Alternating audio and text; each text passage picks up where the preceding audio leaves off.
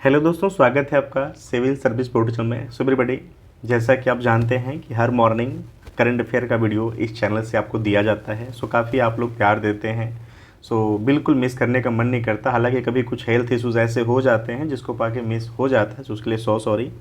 मेरे वीडियो को देखने से पहले आप ज़रूर शॉर्ट नोट्स भी लेकर बैठा करें, क्योंकि करंट अफेयर का कोई मतलब नहीं होता जब तक आप उसको नोट नहीं कर रहे हो। अगर आप मैगज़ीन से पढ़ते हैं ना, तब भी उसको आप नोट डाउन करना सीखो। अपने मैगज़ीन में छोटे छोटे नोट्स बनाना सीखो, ओके।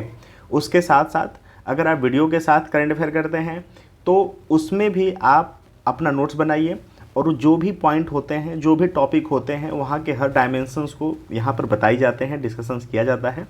सो उसको आप नोट डाउन करो।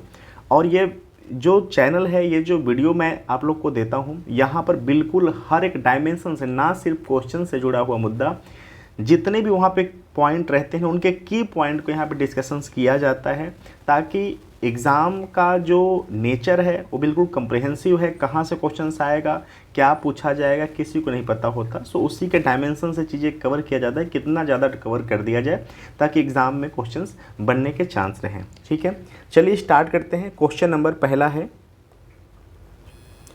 किस राज्य या केंद्र शासित प्रदेश ने टीचर इंटरफेस फॉर एक्सीलेंस, याद रखना TIE, इसको ना शॉर्ट फॉर्म में भी पूछ सकता है कि TIE, ठीक है। टीचर इंटरफेस फॉर एक्सीलेंस कार्यक्रम शुरू करने के प्रस्ताव को मंजूरी दी है। सो राइट आंसर है राजस्थान। राजस्थान के बारे में थोड़ा सा जान लेते हैं, उसके बाद आते हैं क्वेश्चंस पे। देखिए, जो राजस्थान के CM हैं वह हैं अशोक गहलोत। ये आप नाम याद रखना, अशोक गहलोत CM हैं। राजस्थान के गवर्नर की अगर बात करें, आप भी नोट डाउन करते हैं ना, राजस्थान के जो गवर्नर हैं वो हैं कलराज मिश्रा, ओके, कलराज मिश्रा, ठीक है। राजस्थान में लोकसभा की सीटें कितनी हैं? लोकसभा की सीटें कितनी हैं? तो वह हैं 25। राजस्थान में राज्यसभा की सीट कितनी है? तो वह है 10, ओके। राजस्थान का कैपिटल कहाँ पे है? तो राजस्थान का जो कैपिटल है वह है जयपुर। क्लियर, राजस्थान का कैपिटल जयपुर, जिसको कि गुलाबी नगर शहर के रूप में भी जाना जाता है। जयपुर का स्थापना किसने किया है? तो आम्बेर के राजा जय सिंह द्वितीय ने। राजा जय सिंह द्वितीय कहाँ के? आम्बेर के राजा। कब किया था? 1728 में, ओके। सो ये तो रहा राजस्थान के बारे में। अब आते हैं क्वेश्चंस पे। सो ये जो टीचर इंटरफेस फॉर एक्सीलेंस कार्यक्रम शुरू किया गया है, कहाँ पर? राजस्थान में। सो इसके तहत सरकारी विश्वविद्यालयों, कॉलेजों, पॉलिटेक्निक कॉलेजों के शिक्षकों को देश विदेश के प्रतिष्ठित संस्थानों में प्रशिक्षण मिलेगा, और इस वर्ष राज्य भर में 500 शिक्षकों को प्रशिक्षित करने का लक्ष्य रखा गया है। तो समझ गए कि जो विश्वविद्यालय, जो सरकारी विश्वविद्यालय हैं, कॉलेज हैं, पॉलिटेक्निक कॉलेज हैं, उसके जो टीचर हैं उनको देश विदेश के जो प्रतिष्ठित संस्थान हैं इनसे जुड़े हुए, इन फील्डों से जुड़े हुए, वहाँ पर उनको बिल्कुल प्रशिक्षित किया जाएगा, ट्रेनिंग दिया जाएगा। और अभी की बात करें तो 500 शिक्षकों को प्रशिक्षित करने का लक्ष्य रखा गया है। तो याद रखना कि टीचर इंटरफेस फॉर एक्सीलेंस क्या है और कहाँ पे लाया गया है, ओके। चलिए चलते हैं क्वेश्चन नंबर 2 पे। भारत ने हाल ही में किस देश के साथ रुपए में व्यापार लेन देन शुरू किया है? रुपए में व्यापार लेन देन शुरू किया गया है। देखिए, इसका थोड़ा सा मतलब भी आप समझना। जैसे हम कहीं पे भी किसी भी कंट्री में जाते हैं, जैसे मान लीजिए हमारा कोई कंट्री A है, हम किसी कंट्री B में जाते हैं, तो वहाँ पर अपने पैसे को देकर वहाँ की करेंसी को लेना पड़ता है, उस बी कंट्री के करेंसी को लेना पड़ता है, और वहाँ पे हम कोई ख़रीदारी करें, कुछ खर्चा करें, होटल बुकिंग करें, सो वहाँ के करेंसी में करना पड़ता है, ठीक है। लेकिन यहाँ पर क्या हुआ है कि ऐसी कंट्रियाँ हैं जो कि अब भारत के भी रुपए को एक्सेप्ट कर रही हैं, यानी भारत के अपने रुपये के साथ आप हर एक वहाँ पे काम कर सकते हो, बिल्कुल एक्सेप्ट करेंगे, ठीक है। राइट आंसर है बांग्लादेश, ठीक है। सो बांग्लादेश के बारे में थोड़ा सा बात कर लेते हैं, उसके बाद आते हैं क्वेश्चंस पे, ठीक है। सो बांग्लादेश की जो पीएम है कौन है? सो उनका नाम है शेख हसीना, याद रखना नाम, शेख हसीना। कैपिटल यहाँ का, बांग्लादेश का जो कैपिटल है वह है ढाका, ढाका, क्लियर। बांग्लादेश का स्थापना कब हुआ है? तो 26 मार्च 1971, 1971। सो आई होप सो कि हमने एक ओवरव्यू जान लिया बांग्लादेश के बारे में। चलिए अब आते हैं क्वेश्चंस पे कि भारत ने हाल ही में किस देश के साथ रुपए में व्यापार लेन देन शुरू किया है? सो बांग्लादेश। सो बांग्लादेश और भारत ने रुपए में व्यापार लेन देन शुरू किया है, जिसका उद्देश्य अमेरिकी डॉलर पर निर्भरता कम करना और क्षेत्रीय मुद्रा व्यापार को मजबूत करना है। पहली बार है जब बांग्लादेश ने अमेरिकी डॉलर के अलावा किसी विदेशी देश के साथ द्विपक्षीय व्यापार किया है, ठीक है। तो ये भी आप नोट डाउन कर लेना। चलिए क्वेश्चन नंबर 3 पर आते हैं। किस वित्तीय वर्ष में जुलाई तक शुद्ध प्रत्यक्ष कर संग्रह कितना है? ठीक है, किस वित्तीय वर्ष में जुलाई तक शुद्ध प्रत्यक्ष कर संग्रह कितना है? थोड़ा सा पहले जान लेते हैं कि प्रत्यक्ष कर क्या होता है, ठीक है, यानी कि डायरेक्ट टैक्स क्या है, ठीक है। सो जो सरकार के द्वारा व्यक्तियों पर, संगठन पर, ठीक है, उनकी आय और लाभ या परिसंपत्तियों के आधार पर लगाया जाता है, ठीक है, उसी को कहते हैं डायरेक्ट टैक्स, ठीक है, और करदाताओं द्वारा सीधे सरकार को भुगतान किया जाता है, ठीक है। सो समझ गए कि डायरेक्ट टैक्स क्या होता है। रिपीट कर दे रहा हूँ कि सरकार द्वारा व्यक्ति पर, संगठन पर, ठीक है, व्यक्ति और संगठन की उनकी आय के या लाभ या परिसंपत्तियों के आधार पर जो कर लगाया जाता है उसको प्रत्यक्ष कर या डायरेक्ट टैक्स कहते हैं। क्लियर। सो अब आते हैं क्वेश्चंस पे कि इस वित्तीय वर्ष में जुलाई तक शुद्ध प्रत्यक्ष कर संग्रह कितना है। सो राइट आंसर है 4.75 लाख करोड़ रुपए, ठीक है। सो इस साल 1 अप्रैल से 9 जुलाई तक शुद्ध प्रत्यक्ष कर संग्रह 15.8% बढ़कर 4.75 लाख करोड़ रुपए हो गए हैं। याद रखना कि जो 2023 है, ठीक है, वहाँ पर जो डायरेक्ट टैक्स है, ठीक है, उसमें कितनी की बढ़ोतरी हुई है? तो 15.8% की। ये प्लीज़ आप नोट डाउन कर लेना, ठीक है। चलिए आते हैं क्वेश्चन नंबर 4 पे। क्या है?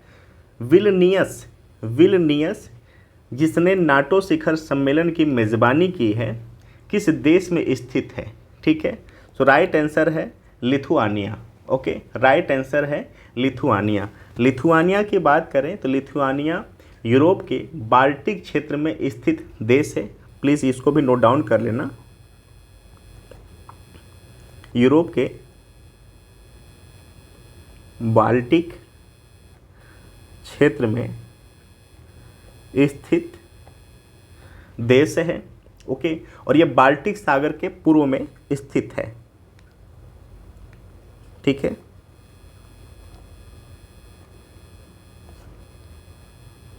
बाल्टिक सागर के पूर्व में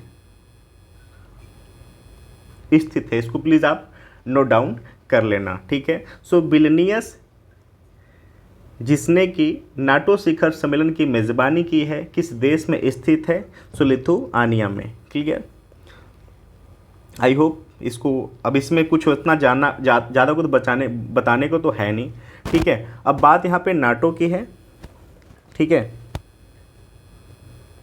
सो नाटो के बारे में जान लेते हैं। तो देखिए नाटो का जो फुल फॉर्म है North Atlantic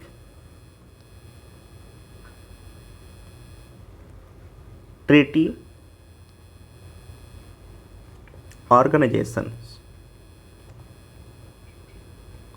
okay, North Atlantic Treaty Organization, okay. इसमें अभी अगर बात करें 2023 तक तो 31 मेंबर हैं आज के समय में, ओके। क्यों बनाया गया था? तो स्वतंत्र विश्व की रक्षा करने के लिए, ठीक है, इसकी स्थापना मोटा मोटा किया गया था। अगर हम सॉरी इसके बात करें हेडक्वार्टर की, ओके, तो इसका जो हेडक्वार्टर है वह है ब्रुसेल्स में,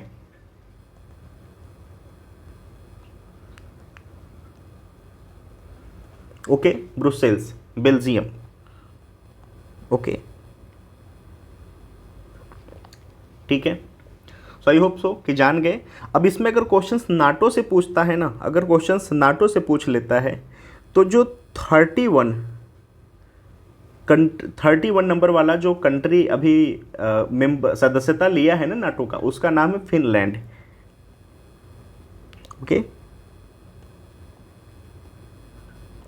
फिनलैंड अभी सदस्यता लिया है, उसका डेट है 4 अप्रैल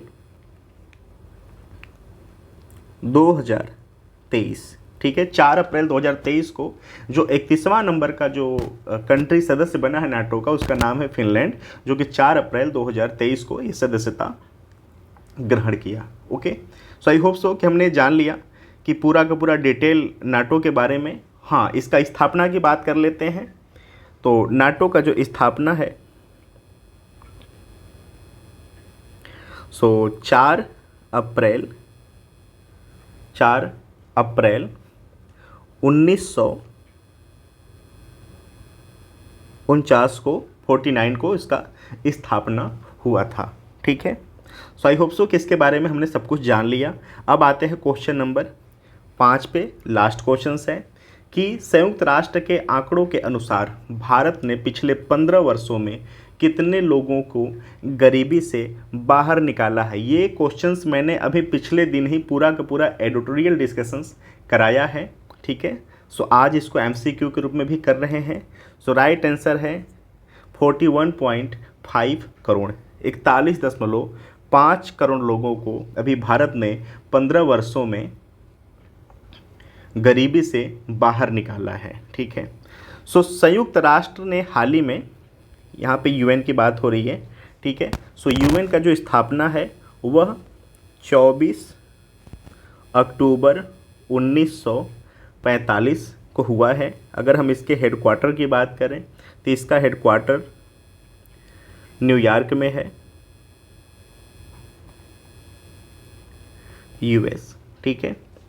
सो संयुक्त राष्ट्र ने हाल ही में भारत ने केवल 15 वर्षों में 41.5 करोड़ लोगों को गरीबी से बाहर आने में, गरीबी के उल्लेखनीय कमी में अपना नाम दर्ज कराया है। संयुक्त राष्ट्र ने कहा है कि भारत सहित 25 देशों ने 15 वर्षों के भीतर अपने वैश्विक बहुआयामी गरीबी सूचकांक यानी MPI, ओके, जो मूल्यों की सफलतापूर्वक आधा कर दिया है। सो इन 25 देशों में भारत के अलावा कंबोडिया, चीन, Congo, Honduras, Indonesia, Morocco, Serbia, Vietnam शामिल है, ओके। अब भारत की बात करें तो 41.5 करोड़ लोगों को गरीबी से बीते 15 वर्षों में भारत ने बाहर निकालने में सफलता पाया है। सो एवरीबॉडी, आपको ये कंटेंट कैसा लगा? क्या इसमें और क्या अच्छा किया जा सकता है? क्या शुद्धिकरण की जाती है? कौन सा ऐसा पॉइंट है जो कि मिस हुआ है? सो प्लीज़ अपनी सजेशंस को कमेंट बॉक्स में आप ज़रूर दीजिए। अगर आपको ये करंट अफेयर के सीरीज़ बेहतर लग रहे हैं तो प्लीज़ इसका छोटा सा शॉर्ट नोट्स बनाइए। अदरवाइज आप इसको स्क्रॉल करके आप जिस भी चैनल को फॉलो करते हैं, जिस भी मैगज़ीन को फॉलो करते हैं, बस उस पर नोट्स बनाना शुरू करिए, क्योंकि लास्ट में कंटेंट आप जब एग्ज़ाम तक लेकर जाओगे ना, वही आपके लिए यूजफुल हो पाएंगे। So thank you so much watching. चलिए मिलते हैं फिर नेक्स्ट सेगमेंट में। Thank you so much.